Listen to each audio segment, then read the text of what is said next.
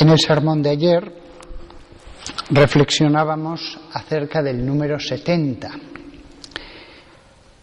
pero voluntariamente quise dejar un versículo del Antiguo Testamento porque era un versículo que nos llevaba a considerar la Iglesia de un modo tan bello que dije más vale comenzar el sermón de mañana donde dejamos el primero. Habíamos hablado del 70, qué simbolismo tenía, porque el Evangelio nos dice que en un momento dado después, primero Jesús predicó solo, pero sus milagros hicieron que mucha gente se agrupara a él. De entre ellos escogió a 12 y después escogió a 72 para mandarlos a predicar y les dio poder para hacer milagros. Entonces hay un versículo que está en Números capítulo 33, versículo 9. El pueblo elegido estaba en el desierto, avanzando, había salido de Egipto, y entonces en un lugar llamado Elim, dice, en Elim encontraron 12 pozos de agua.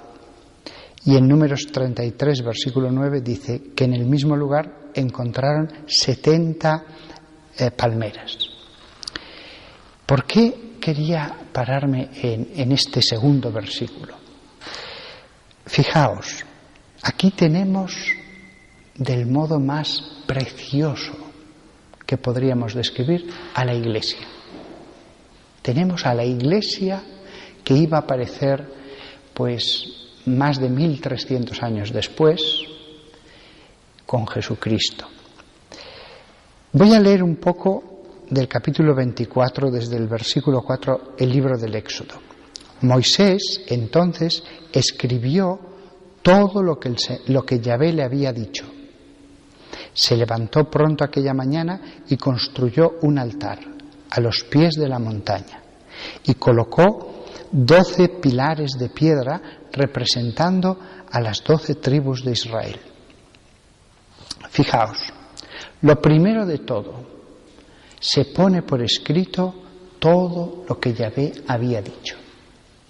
Lo primero, la escucha de la palabra de Dios. Lo mismo pasaría con Jesús.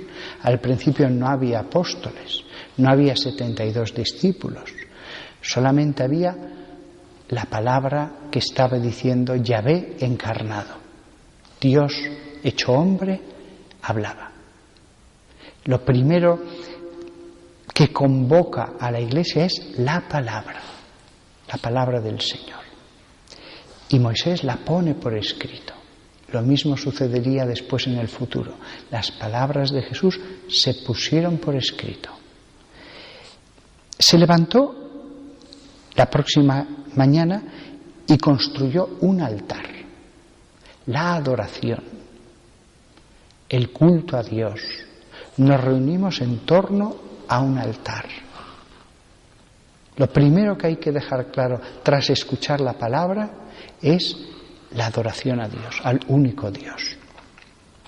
A los pies de la montaña. Esta montaña es el monte Sinaí.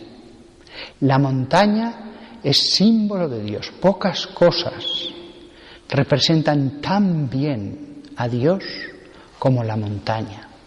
Porque la montaña es como una parábola. Nosotros somos pequeños, la montaña es inmensa, incomparable en grandeza. La montaña está llena de vida y en lo alto puede haber incluso nieve o las nubes lo ocultan. Cuando una montaña es grande, tiene bosques densos, húmedos, con vida en ellos, y la cúspide ni siquiera se ve porque las nubes continuamente la tocan y la ocultan, es una representación de Dios preciosa, la vida de Dios, el misterio de una cumbre que a veces se requieren varios días para llegar hasta ella. No el monte Sinaí, que es menos alto que otras montañas, pero incluso el monte Sinaí en esta época, si Dios decidió revelarse allí, es porque debía ser un monte muy adecuado para ello. Dios escoge las cosas que quiere para su manifestación porque Él es el creador, puede hacer lo que quiera, es el todopoderoso. Entonces el altar estaba a los pies de la montaña, es decir, si la montaña representa a Dios, tenemos que estar a los pies del misterio de Dios y allí adorarle. Y colocó 12 pilares de piedra que representaban a las 12 tribus de Israel.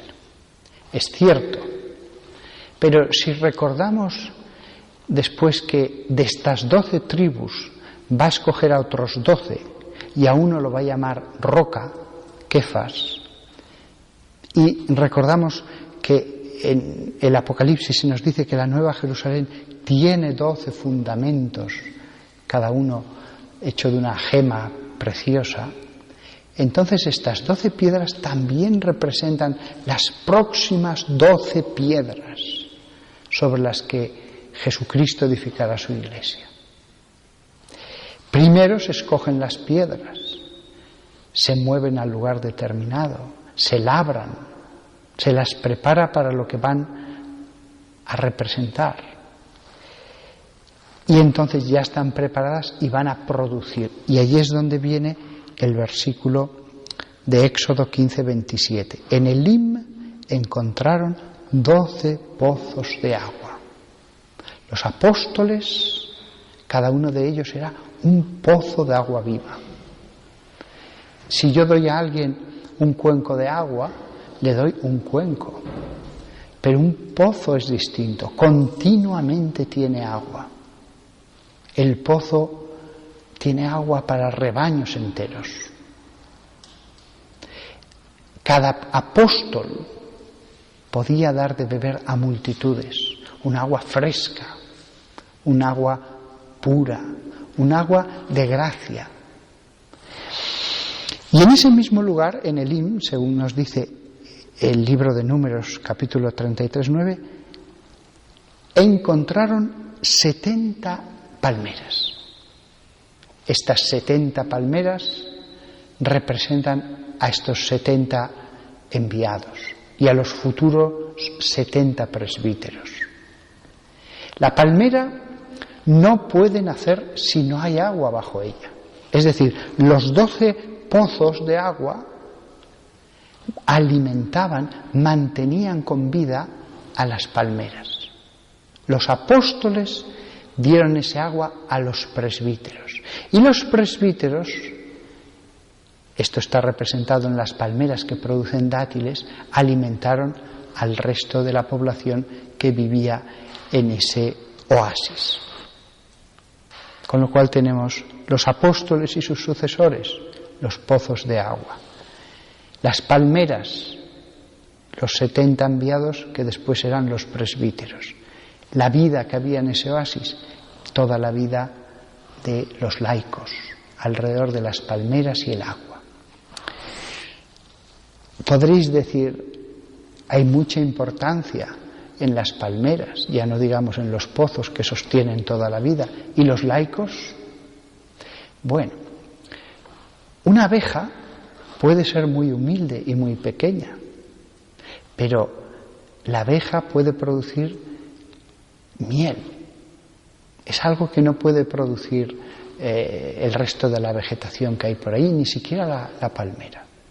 Con lo cual, la abeja, por humilde que sea, puede producir algo mucho más exquisito que toda la palmera.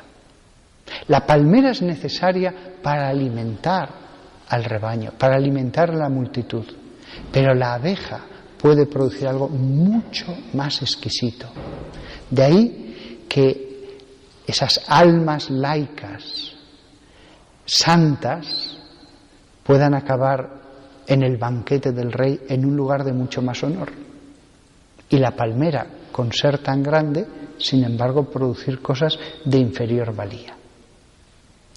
Y quien dice la abeja, toda la vida que puede pulular en un oasis y que puede producir muchas más cosas, no solamente miel. Así que fijaos la iglesia representada en esta escena. Además me parece una cosa pictórica incluso, y cada uno sabe el lugar donde está. Yo no me puedo envanecer de ser palmera y producir dátiles para vuestra alimentación, porque a lo mejor alguno de vosotros acabará poniéndose mucho más cerca del banquete su miel o cosas mayores. Sin embargo, a efectos de la historia de la salvación, a efectos de la iglesia que estaba construyendo Dios, existe esta jerarquía, existen estas diversas funciones. Se insiste mucho en los apóstoles, pero es que no eran 12 hombres más, eran los fundamentos de la iglesia. Si el fundamento hubiera estado mal, toda la iglesia después se hubiera resentido de los fallos en el fundamento. Fijaos que en el Apocalipsis se les presenta como piedras, e incluso podemos verlos prefigurados en Éxodo 24:4, cuando escoge Moisés 12 pilares de piedra. Pero después esas piedras producen alimento. ¿Cómo? Tomando las aguas de vida. Las palabras que salían de las bocas de los apóstoles eran agua de vida. Y nosotros podemos también beber de esas aguas cada domingo y cada día, aquí y en nuestras casas. No solamente esas 12 fuentes producían la palabra, también les dio poder. Y esas fuentes producían un agua de perdón de los pecados, de purificación, de bautismo, de confesión y otras cosas. Eran aguas con verdadero poder sobre las almas. Tan importantes eran esos 12 fuentes que incluso sobre los cuerpos, pudiendo hacer verdaderos milagros. Y esas 12 fuentes que estaban en Elim todavía siguen en la iglesia. Esas 12 fuentes no se han cegado. Lo mismo que en un edificio, por profundos que estén los fundamentos, siguen estando, incluso aunque ya no estuvieran a la vista. A veces los fundamentos se ha echado tierra encima y ya no se ven, pero siguen estando abajo, siguen haciendo su misma función. Lo mismo pasa con estas 12 fuentes. Siguen dando esa agua para la iglesia.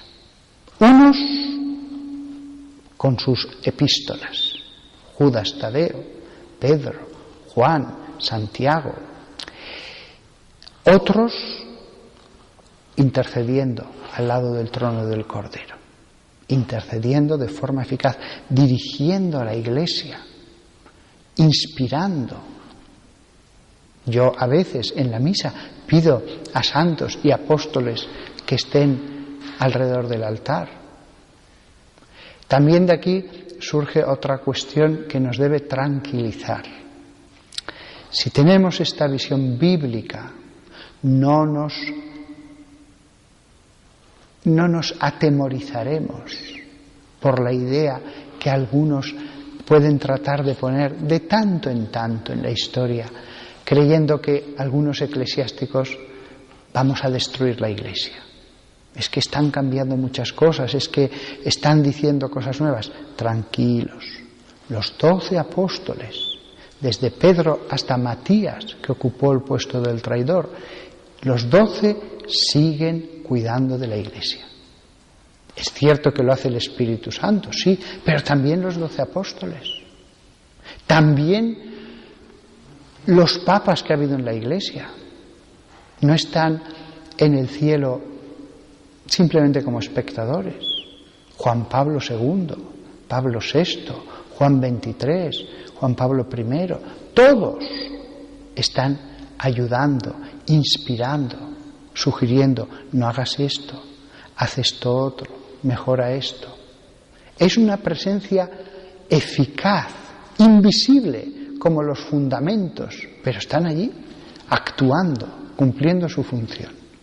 Por eso, lo que tiene que salir de nuestro corazón tras escuchar estas palabras de la Escritura es la paz. Tranquilos, tranquilos. Todo está como cuando lo dejó nuestro Señor y están velando.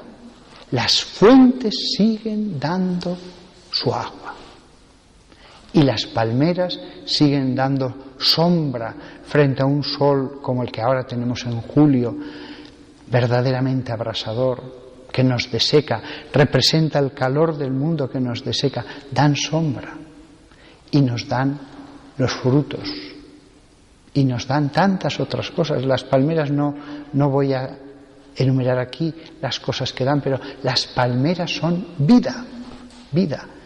Donde hay un bosquecillo de palmeras, 70 son muchas palmeras, forman un verdadero techo, debajo hay un microclima, hay humedad y la vida surge.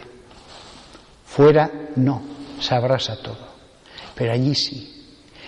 La Iglesia es ese oasis, con esas aguas, bajo el techo de los presbíteros. No hay nada que temer. Con las abejas que producís una miel deliciosa y palomas que producen huevos nutritivos y cabritillos por allí rondando por la hierba que hay en ese oasis. Nada hay que temer. Tenemos que orar porque los enemigos están prontos. Los enemigos quieren destruir la vida que hay en ese oasis. Eso sucede hasta en los oasis reales. Parásitos, alimañas, leñadores. Pero tranquilos que el oasis tiene sus guardianes, ángeles y humanos. El oasis tiene sus guardianes. Y sobre todo tranquilidad, que si Dios, el Dios que es el dueño del oasis, el Señor del oasis, viera que uno de sus administradores lo va a destruir, porque es el administrador y con ese poder se puede destruir muy bien, lo retiraría, que Él está viendo, Él no está sin saber. Dios retiraría al administrador. Eso vale para lo grande, para una diócesis, Es cierto que a veces Dios da tiempo, pero si no se enmendara, al final actuaría. Dios da tiempo, eso también es cierto.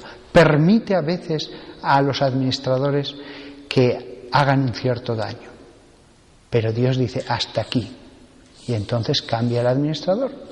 Una enfermedad, un lo que sea, paz. Los 12 pozos siguen abiertos, dando su agua viva y pura. Las palmeras siguen dando sombra y alimento. Pues nada más. Además del alimento de la palabra de Dios, tendremos después el alimento mucho mayor en este oasis que es la Eucaristía y que podréis tomar. Que todos nosotros amemos el plan de Dios, porque como hemos leído en el Evangelio, ellos anunciaban los 72, el reino de Dios está cerca. Ahora, desde hace ya muchos siglos, el reino de Dios está sobre la tierra y los que estamos aquí pertenecemos a Él y nos beneficiamos de Él.